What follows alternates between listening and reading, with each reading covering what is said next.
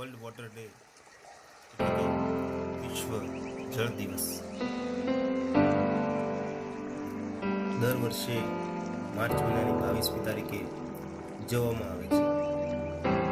આની પાછળનો મુખ્ય હેતુ શુદ્ધ પાણીના મહત્વ અને તેના સ્ત્રોતોની જાળવણી કરવાનો છે. આની શરૂઆત 1993થી થઈ.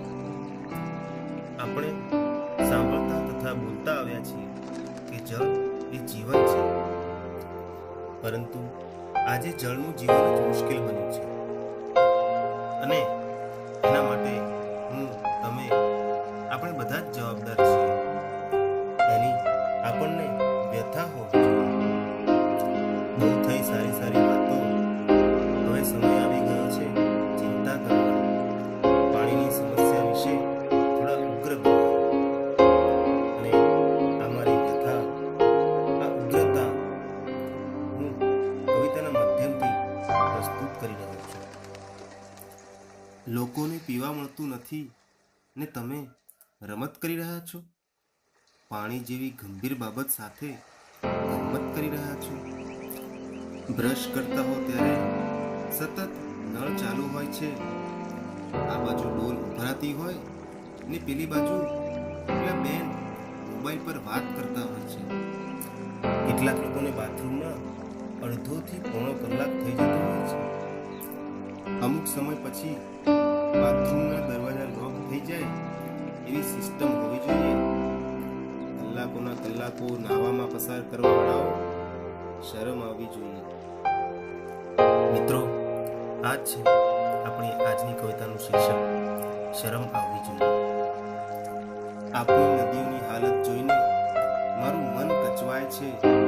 કપડાં, વાસણ ને પશુઓના મળમૂત્ર બધું એમાં જ નીચોવાય છે. ધર્મના નામે ફૂલો, માળાઓ બધું એમાં જ ઠલવાય છે. ગંગાના પાણીમાં શી ખબર કઈ કેટલા મળદા કોહવાય છે. ઔદ્યોગિક વિકાસ તો બહુ કર્યો, હવે બુદ્ધિનો વિકાસ ક્યારે કરીશું? અંકલેશ્વર જેવા વિસ્તારમાં આપણે ખુલ્લા નાકે ક્યારે ફરીશું? મારા દેશની નદીઓ પુનઃ પવિત્ર થવી જોઈએ. નદીને માતા કહેનારાઓ શરમ આવવી જોઈએ. પાણીપુરી માટે પણ પાણી નહીં હોય તો ગર્લફ્રેન્ડને શું ખવડાવશો? દીકરો મારો ડાયો ને પાટલે બેસી નાયો. દીકરોય હશે ને પાટલોય હશે, પણ પાણી જ નહીં હોય તો કેવી રીતે નવડાવશો? ડૂબી મરવા માટે પણ પાણી નહીં હોય, યાદ રાખજો. તમારા છોકરાઓને બતાડવા માટે શુદ્ધ પાણીના ફોટા પાડી રાખજો. વરસાદી પાણીનો સંગ્રહ કરતું ફેમિલી રોયલ થઈ જશે. ખળખળ વહેતી નદીનો વિડીયો ભવિષ્યમાં વાયરલ થઈ જશે. એટલે જ કહું છું કે હાથે કરીને પોતાના જ પગ પર કુહાડી ના મારવી જોઈએ.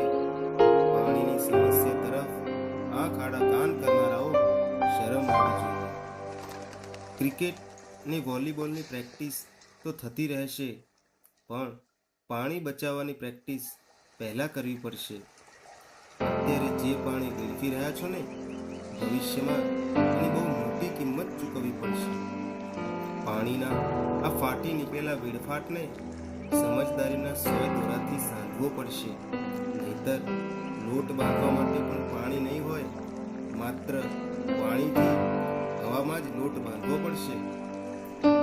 પેટ્રોલના જગ આવશે અને પાણીના પંપ ખુલે તો નવાઈ નહીં. ભાવતી વસ્તુ જોઈને પણ મોંમાં પાણી નહીં આવે, કંઈ કહેવાય નહીં. આપણે શું લેવા દેવા? જાતને એ માનસિકતામાંથી બહાર લાવવી જોઈએ. પાણીની આ સમસ્યા માટે આપણે જ જવાબદાર છીએ. શરમ આવવી જોઈએ. ભવિષ્યમાં જેના શરીરમાં પાણીનું પ્રમાણ વધારે હશે અને લગ્ન વહેલા થશે, અને હા, દહેજમાં પાણીનો જગ માંગનારને જેલમાં જવું પડશે. અને એવું એ બને વિદાય વેળાએ મા બાપના અરમાન અધૂરા રહી જશે.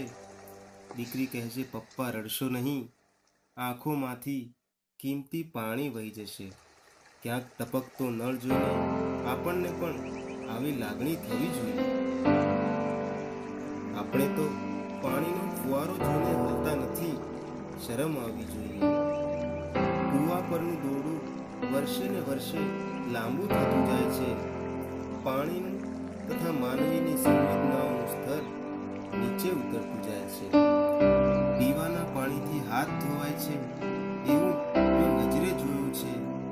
આપણા સમાજે મોટા ભાગનું પીવાનું પાણી તો લગ્ન સમારંભોમાં ખોયું છે. ખરેખર તો પીવાના પાણીના વપરાશ પર નિયંત્રણ હોવું જોઈએ ને સાચવીને પાણી વાપરનારને જાહેર કાર્યક્રમોમાં આમંત્રણ હોવું જોઈએ. પાણીનું જતન કરનારાઓની સ્પિરિટને આ રીતે નવાજવી જોઈએ. ત્યારે આપણે તો ભ્રષ્ટ નેતાઓનો સત્કાર સમારંભ કરીએ છીએ. શરમ આવવી જોઈએ, શરમ આવવી જોઈએ. ચાલો મિત્રો, પાણી બચાવીએ ને વાણી બચાવીએ ને આ રીતે આપણે આપણી આવનાર ભાવિ પેઢી બચાવીએ.